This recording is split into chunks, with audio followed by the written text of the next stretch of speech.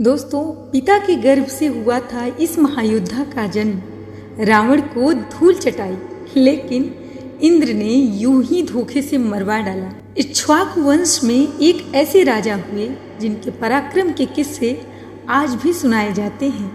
वह भगवान राम के पूर्वज थे और इतने बलशाली थे कि एक ही दिन में तीनों लोगों को जीत लिया था। नमस्कार दोस्तों, स्वागत है आपका आपके चैनल रहस्यमयी इतिहास में।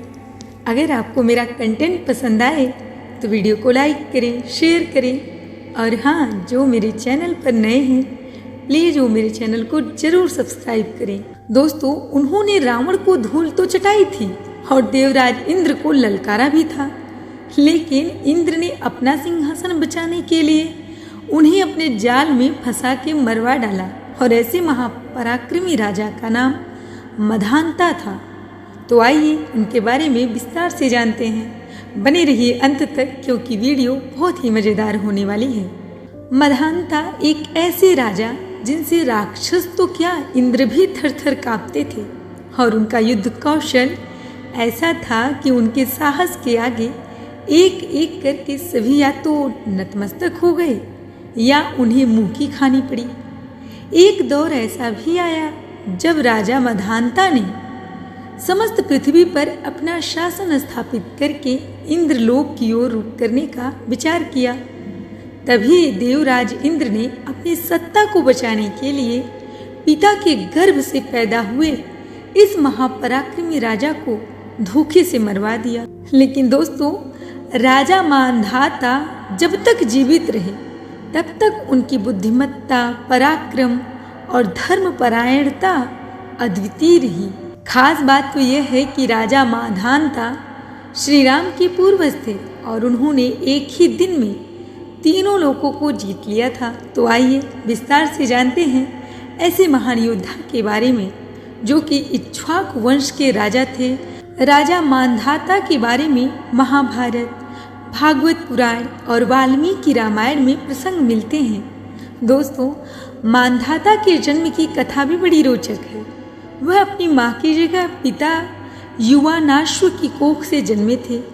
दरअसल इक्ष्वाकु वंश के राजा युवानाश्व भी बड़े साहसी और धार्मिक थे। उन्होंने 1000 अश्वमेध यज्ञ संपन्न कराए थे। वह ब्राह्मणों को दान देते थे। इसके अलावा कई श्रेष्ठ यज्ञ करवाते थे, लेकिन उनकी कोई संतान नहीं थी। इसके लिए उन्होंने कठिन से कठिन व्रत रखे, लेकिन तब भी संतान सुख नहीं मिला। तब उन्होंने अपना राजपाट मंत्रियों को सौंपकर हरि भजन के लिए वन का रुख किया। दोस्तों, कहते हैं अभिमंत्रित सिद्ध जल पी गए थे राजा युवानाश्व। राजा युवानाश्व की पुत्र प्राप्ति की चिंता के बारे में भृगुनंदन महर्षि च्ययन को पता था, इसलिए उन्होंने उनकी इच्छा पूरी करने के लिए एक कलश में अभिमंत्रित सिद्ध जल रखा था। यह जल रानी के लिए था ताकि वह इसे पीकर इंद्र के बराबर पराक्रमी संतान को जन्म दे।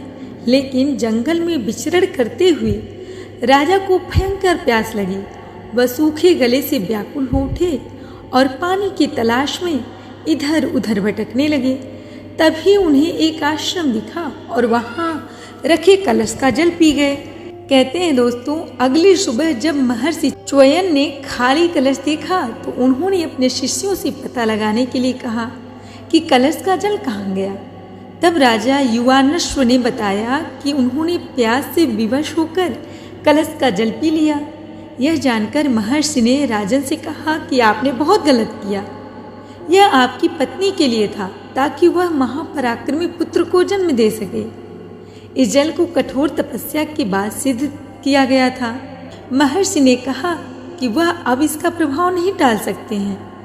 यह विधि का विधान ही होगा कि आपने यह जल पिया। अब आपके गर्भ से पुत्र का जन्म होगा और आपको प्रसव पीड़ा सहनी होगी। और इंद्र की वजह से मांधाता नाम मिला।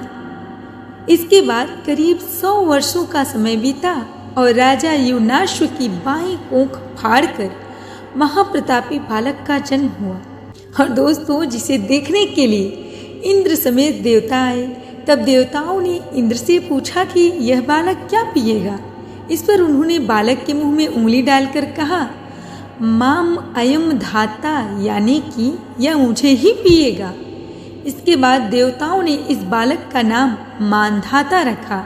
दोस्तों, इंद्र की उंगली का रसास्वादन करने के बाद बालक 13 बित्ता बढ़ गया। उस बालक को सभी वेद, धनुर्वेद और दिव्य शास्त्रों की शिक्षा दीक्षा दी गई। बालक को अभेद्य कवच, आजगव, धनुष और सींग से बने बाणों से सुसज्जित किया गया और यही बालक आगे चलकर इक्ष्वाकु वंश का महाप्रतापी राजा मानधाता कहलाया। और दोस्तों, समस्त पृथ्वी पर उनका शासन चलता था। पृथ्वी के सारे रत्न उनके पास थे। सब कुछ हासिल करने के बाद भी वह धर्म के रास्ते पर चलते थे। ब्राह्मणों को दान देना, हवन यज्ञ करवाना, प्रजा की रक्षा करना, ये उनके दैनिक काम थे। दोस्तों, उन्होंने इंद्र का आधा सिंहासन भी प्राप्त कर लिया था। एक दौर ऐसा भी आया जब 12 वर्षों तक बारिश नहीं हुई। तब अपनी प्रजा की रक्षा के लिए मानधाता ने महामेघ के समान गरजे हुए बारिश कराई थी। मानधाता के प्रताप के आगे सभी राक्षस खौफ खाते थे। कहते हैं दोस्तों कि रामायण में जिक्र आता है कि एक बार राजा मानधाता ने रावण की पूरी सेना को अकेले ही परास्त कर दिया था।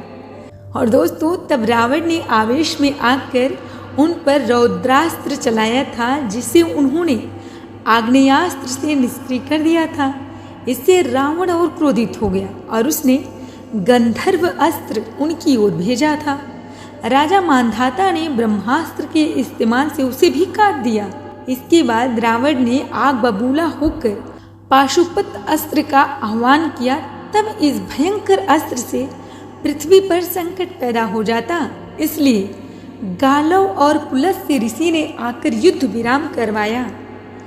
दोस्तों, रामायण में एक कथा आती है कि राजा मानधाता ने सारी पृथ्वी पर नियंत्रण हासिल करने के बाद स्वर्ग की ओर चढ़ाई करने की योजना बनाई। इसके बारे में देवराज इंद्र को पता चला तो वह चिंतित हो उठे। तब उन्होंने राजा मानधाता से बचने के लिए एक चाल चली।